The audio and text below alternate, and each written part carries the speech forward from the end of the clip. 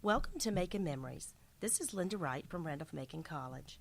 Today is February 22nd, 2013, and I'm in the Richmond Public School Office Building with Dr. Yvonne Brandon. Dr. Brandon, can you tell us a little bit about your background, where you're born and raised, and where you went to high school? Sure. And first of all, thank you for this opportunity to share my story. I hope that what I have to say would be a part or captured as a part of Randolph-Macon's rich history. And it is a college that has transformed many, many times over the last years. I started out at Randolph-Macon coming from Birmingham, Alabama, where I was in a totally segregated environment. Was born at the height of the Civil Rights Movement. Reverend Fred Shuttlesworth, who was very active in the Civil Rights Movement, was the pastor of my church. So in that environment, there was a lot of tension, racial tension. There were a lot of acts of violence. One that is most memorable is the bombing of the church at 16th Street Baptist Church. What is not really captured in the history is that my church, Bethel Baptist Church, was bombed several times prior to the 16th Street bombing. My minister, Fred Shuttlesworth, was extremely active and was one of the leaders of the Civil Rights Movement. Therefore, our church was targeted. Once, and I can't remember what day, but one night, I do remember this vividly, my two sisters were in our church working on a play, rehearsing for a play to be produced and presented at one of the movement meetings. And our church was bombed, and my two sisters were in that church. By the grace of God, they did not get injured, but that memory of my mom rushing out of our house, leaving me with my younger brother and giving me instructions as she was running out of the house to go to a neighbor is so vivid in my memory. Mm-hmm. So let's fast forward to my senior year in high school. My high school choir was very well instructed in all types of music. And we had a reputation around the Southeast. And so part of what we did during our spring break was to go on a choir tour to colleges, universities, and churches up and down the East Coast. We had a standing invitation at Virginia Union University. And somehow the director, Mr. Odell Hobbs at Virginia Union, knew someone at Randolph-Macon. And we were booked at Randolph-Macon for a mid-afternoon concert.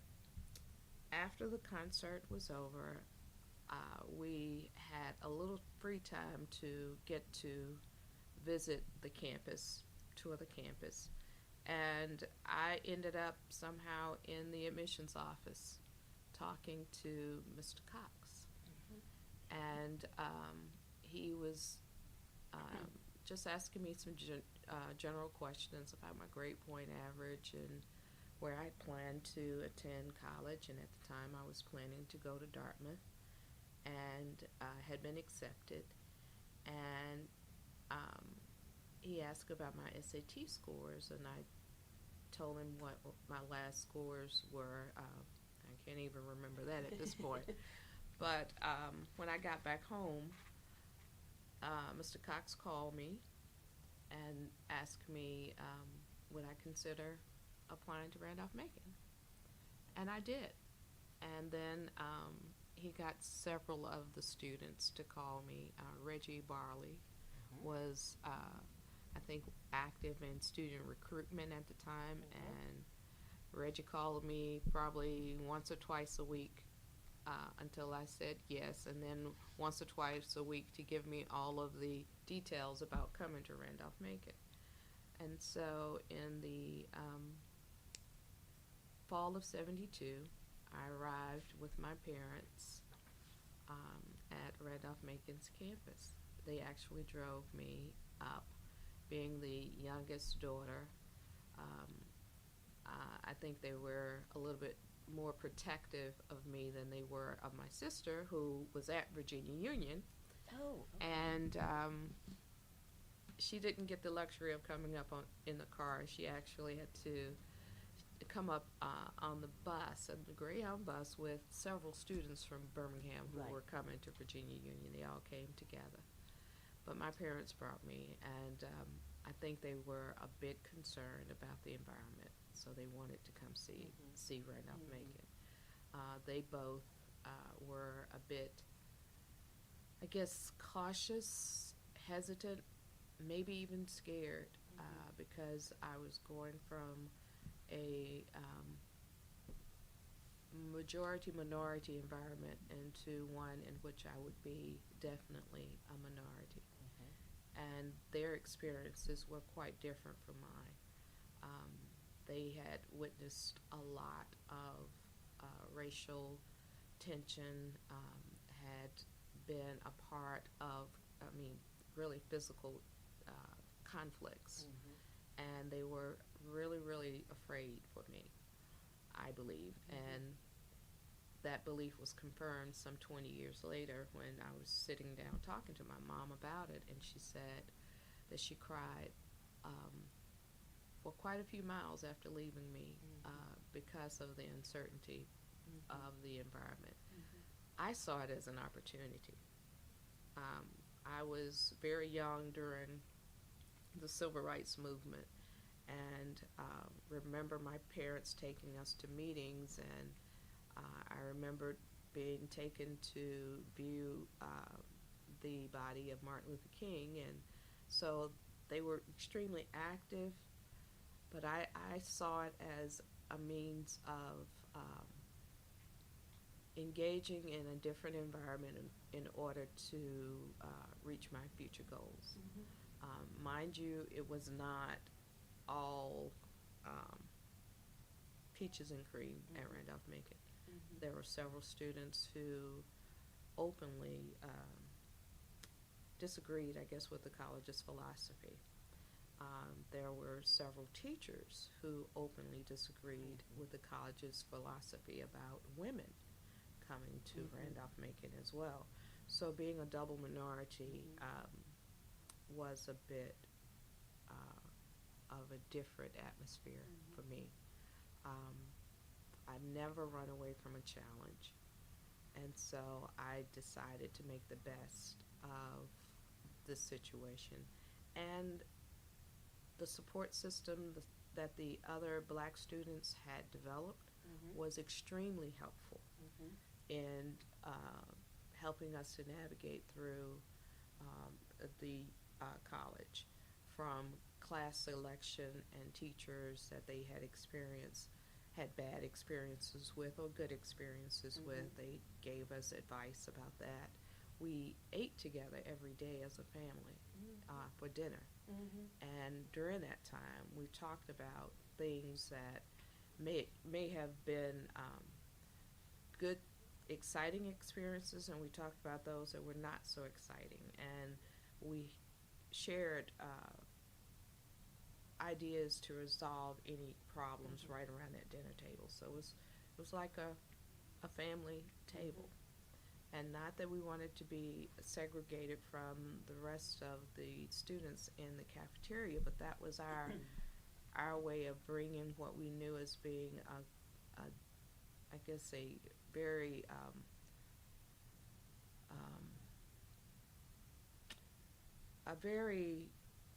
common experience in our households, and that was the family dinner, where issues were discussed, and we carried that through. And so for 4 years, we ate dinner together every day. Those who could not come at dinner time would either come later and sit at the table and then get their meal, or we would, get together in smaller groups with those persons. But that was family for us. When you were driving up or when you were moving on campus, you were aware of your parents' cautiousness and some fear for you. Did you feel like any of that you absorbed, or were you so excited and you said you saw it as an opportunity? I was just wondering if you... I recognized it, but I did not want that to change my idea about the excitement and the opportunities ahead. And my parents kind of were put at ease when they met some of the staff members at Randolph Macon, like Mr. James Henry, and Dippy Lee Talaferro. They met them in the parking lot, and I can remember Mr. Henry and Mr. Talaferro letting my dad know that I was going to be okay and that they would look after me. Oh, I bet that was, And that was a little bit more comforting for them. Who was your roommate and where'd you live, and how was the living situation? My first roommate was Charlotte Beeman. She was African American. She was one in the first class. So she was a sophomore. I was a freshman, and we lived in Merritt Branch.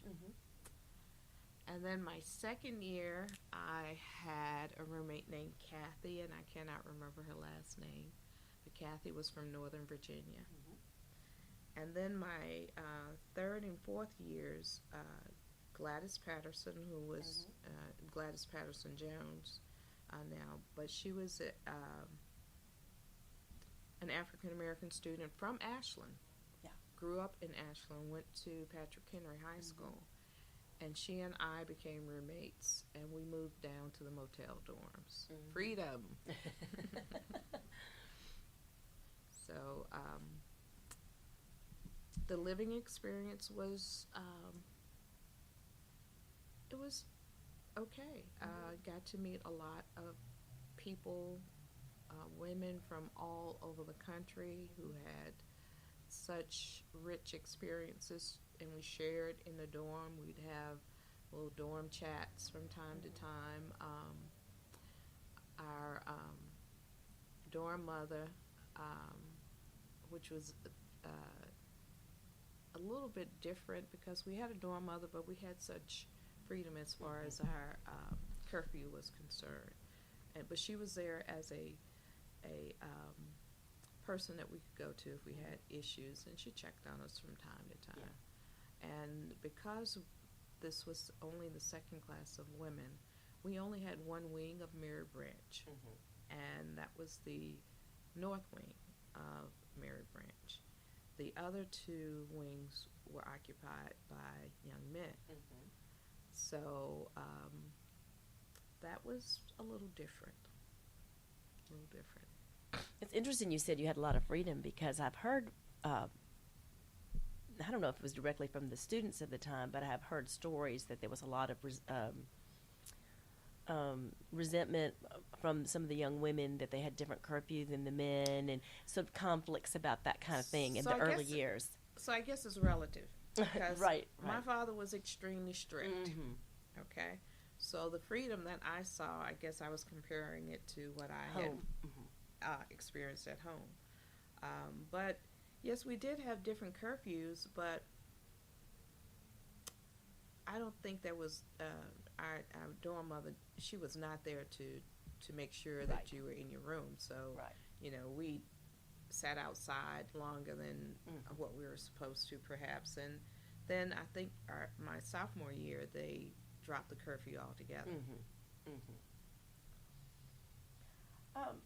Let's talk about academics a little bit. I know you were a biology major, but can you talk about which classes were memorable, or how you mentioned having help from your fellow African American students to navigate those waters, but just can we talk about your experience in the academic world?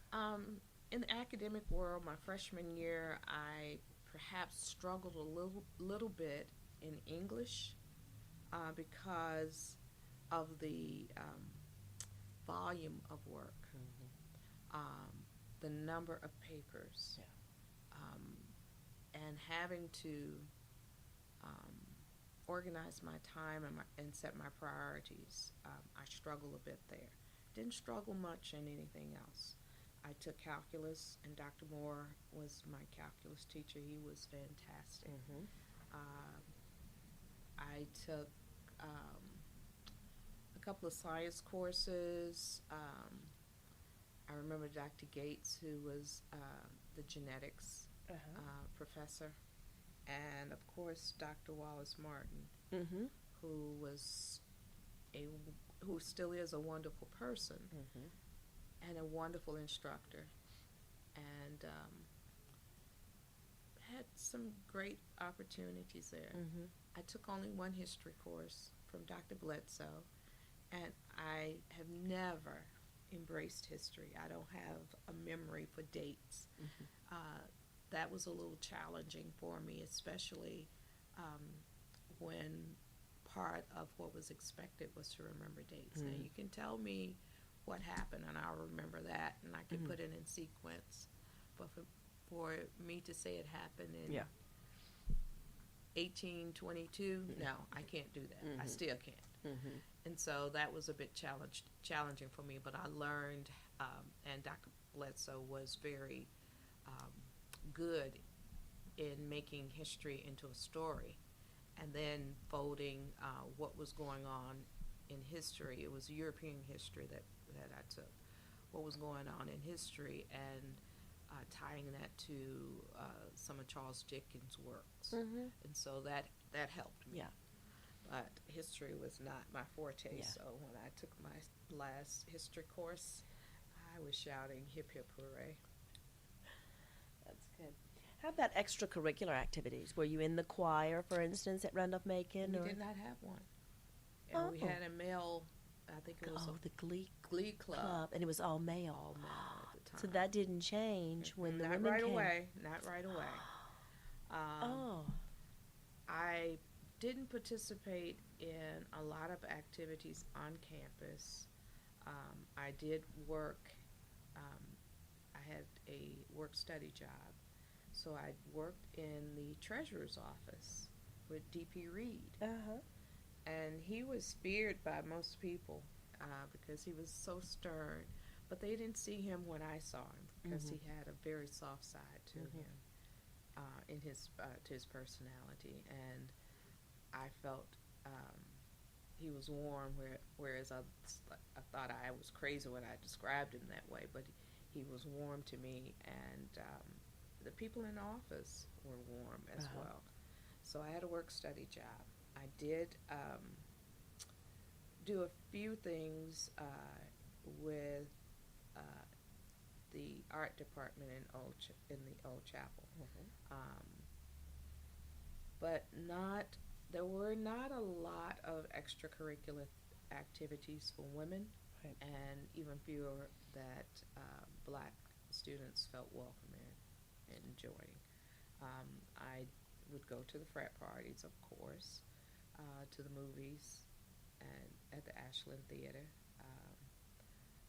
And my sister was here in Richmond, so I would come to Richmond for dances and things like that with joining her. I did attend a lot of Randolph-Macon's football games and basketball games, and I was a cheerleader for a small amount of time.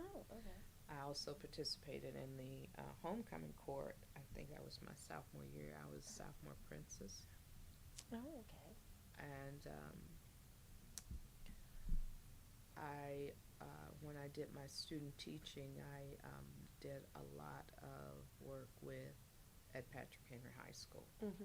So that's about it. So you're busy, but if you're in the homecoming court, that's a real sign of social acceptance, I would imagine. That was to be progress. yes, That to be was in the a lot of progress. To be in the homecoming court,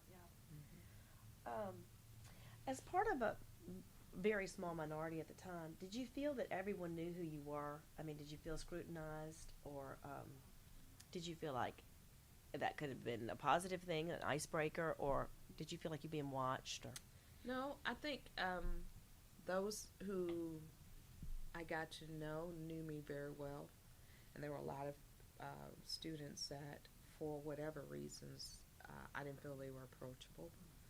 I can tell you one experience that I had. There was this young man who was he was in he was a year ahead of me, and I was sitting outside of Mirror Branch one day, and he asked, could we have a conversation? And I thought it was odd that somebody would ask, can we have a conversation? But nevertheless, he sat down and he started talking to me about his experience and where he grew up. And he asked me questions about my experience. And then finally he said, I just wanted to ask questions and get some answers directly from an African American student, a black student at the time, a black student, so that I could better understand. He said, and I hope you don't mind. And I said, no. And we chatted for a couple of hours. And he had some stereotypic ideas that he and I were able to discuss, and I hope I helped him to understand the myths behind those ideas, and that there was nothing to fear from talking to me. And I just still remember, and the fact that from that evening on, then he was warm and we waved, or when I was in the library, which I went to the library almost every evening to study, he would wave as he was passing, or stop and have a little chat. But he was, I think, more comfortable being around black people after our conversation. He just had not had the experience, and I could relate to him because I had not had the experience of being around white people as well. So certainly so intensely and intimately, right? I think you've answered that. Let's see. You mentioned a moment ago about being a double minority, the women in the black early class of women, early class of the African American students. Do you feel that? Can you just say more about that? Well, there were professors who openly told us that they did not agree with the college's decision to allow women to tread on this turf called Randolph-Macon. Some of them were extremely vocal about it and didn't feel it was going to last. Yeah. And I think we proved them wrong. But we encountered quite a few, and there would be little intellectual gatherings that the women knew nothing about. Professor may have arranged for male students to meet them at to have coffee or something, just having intellectual conversations, debating about whatever subject matter that they were focusing on. And the women realized very quickly we were not included. And I can remember a young lady who was in my dorm, and I cannot remember her name right now, but she decided that when she found out about one being held in one of the classrooms, she decided she was going, and she went anyway. And did they let her in? Yeah. They embraced her, and then I think that paved the way for others to come. But and I don't know that was intentional. I just think it was because the professors may not have been used to women, so they didn't extend an invitation, a single, just a invitation to women. I think they just assumed that some of the women would come if they heard about it, but we were more thinking we weren't invited. So. Right. They just weren't comfortable maybe with the female students, and more comfortable with the male students. Chatting with a group of male students. Did you have any women professors? I had, I did not. I don't believe. Dr. Seymour was there, and she taught religion, but I didn't take religion. Right. She was the first. Yes. And Penny Bledsoe was there, and I think she taught Spanish. I didn't take Spanish. I took French. No. Pat Dementi was in biology, and Elsa Falls, but that might have been after you had graduated by the time they came in biology. Dr. Dementi was in biology, but I think I had taken her class the year before prior. She came. I remember her being in one of our labs, but I don't remember her being an instructor. Right. So they came probably right about the same time you were coming, and you just sort of missed. I probably missed because I did take biology from Dr. Martin. Right. So Randolph-Macon was, I mean, your experience was very, as far as your professors and the intellectual experience in the instruction was all totally male. So, and that's a very different place now. I mean, obviously, for the faculty is pretty, I'd say almost 50-50 men and women. Now, the minority aspect of the faculty has not changed greatly. That's, whereas the student body really has. Right. But the faculty is, that has not changed that much. And, you know, that's, so minority students coming in, like women coming in, I mean, the college is male, female, completely mixed up. In fact, we'll probably have more, as you're well aware, in education, more women students than male. But our student body minority numbers are very good for a private school, and a school like Randolph-Macon. It's really big. And I'm impressed with the numbers. It's very, the diversity at Randolph-Macon is very good. Because there were only 13 of us, and it stayed at 13 for many years after I left. Right.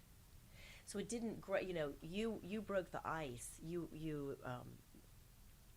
and your other students at the time, but it wasn't, like the women broke the ice that first year, but they had 50.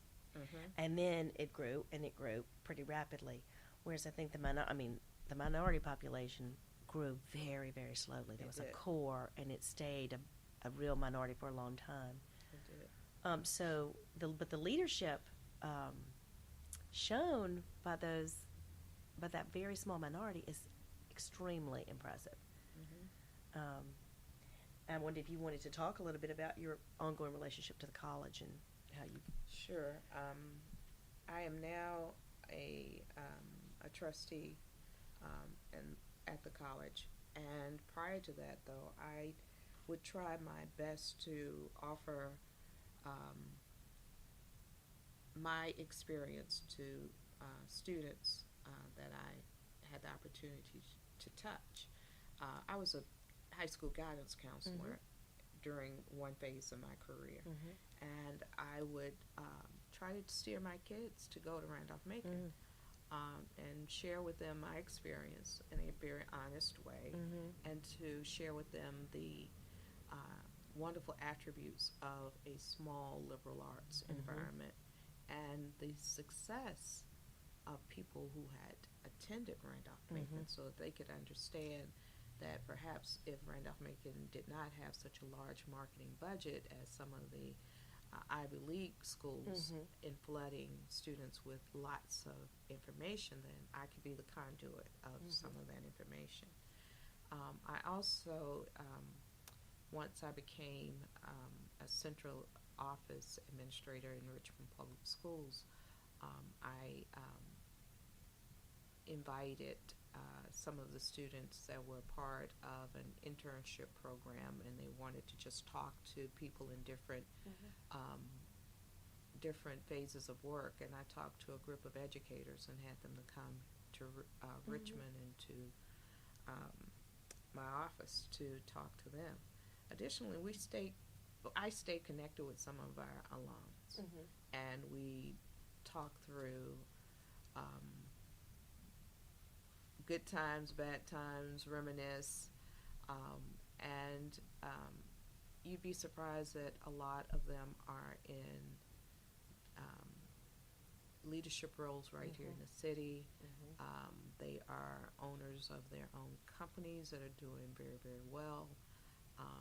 They are people who perhaps didn't think of Richmond as home at one time, but because of the relationship between Randolph-Macon and the close proximity, rather, between Randolph-Macon and Richmond, they settled here in Richmond, as did I, and we're connected. But perhaps one of my ways of giving back is through being a trustee and being open to looking at the university from a different lens, looking at the college rather from a different lens, and being able to offer suggestions and positive suggestions about different things from my experience, as well as looking at the college as it has evolved over the years. And that's extremely rewarding to be a part of that and to see the growth. It is just amazing how many new buildings and new facilities and how the college is evolving.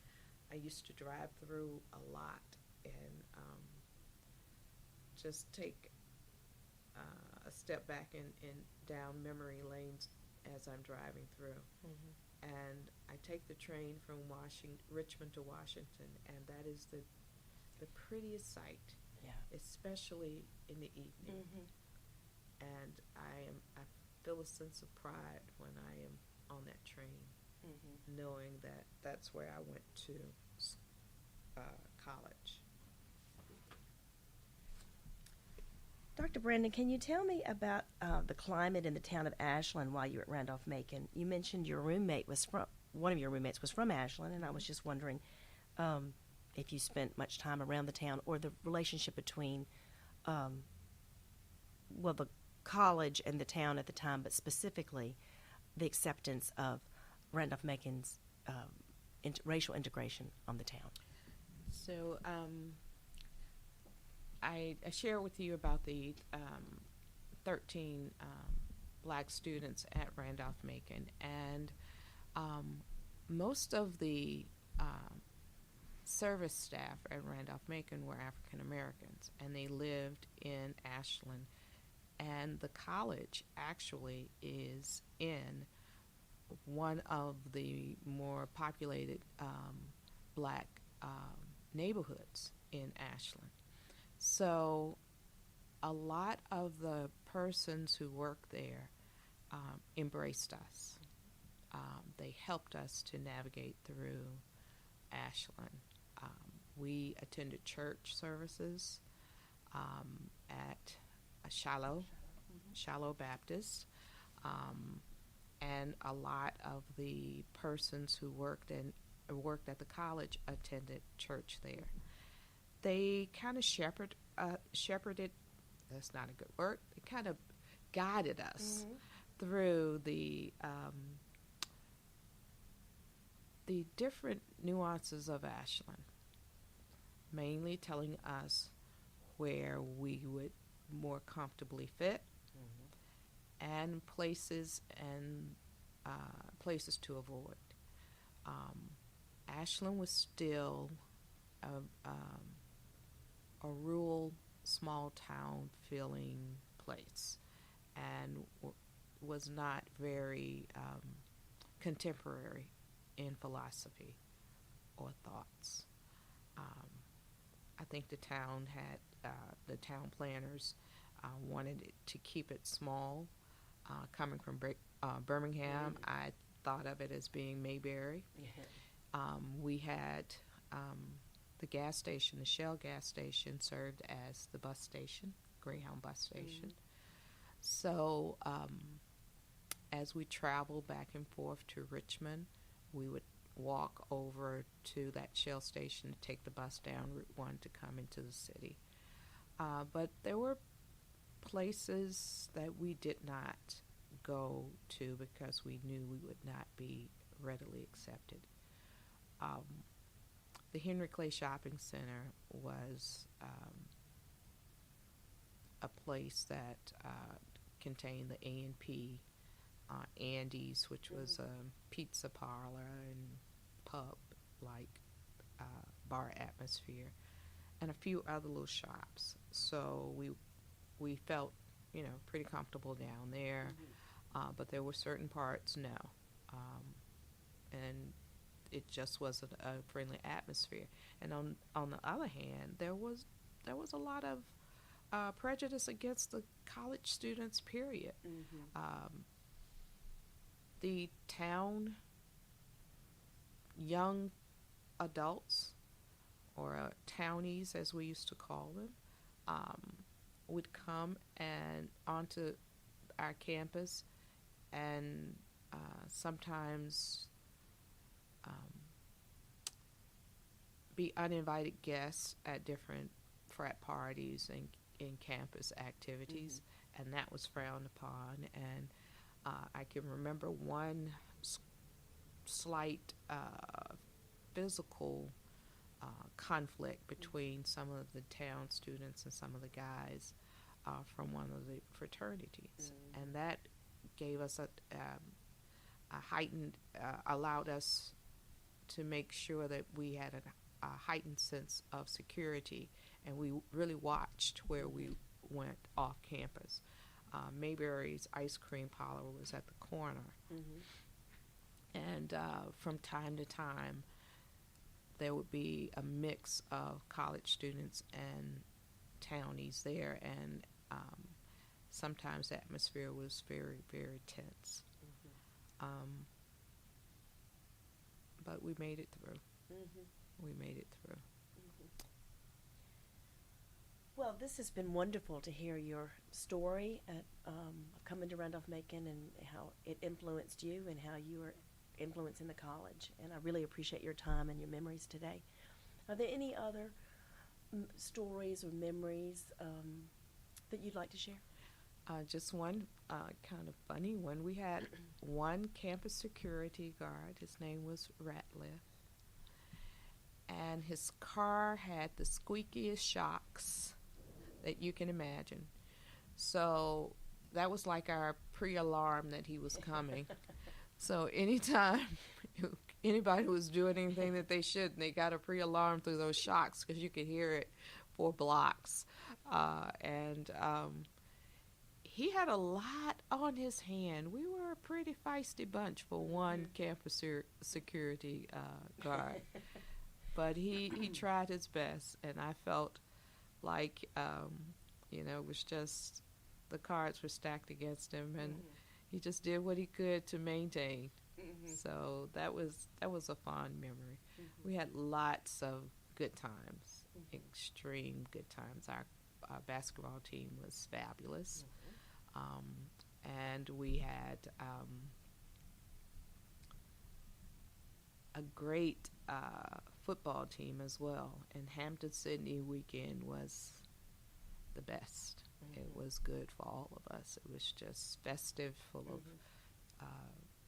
parties, and people just had a great time during that weekend. And my dorm room must have been a room that had, my Mary Branch dorm room, that had a little history of a still being operated by some of the guys who were, I think, they were probably in the class of 1940 or something. Oh, right. And they would,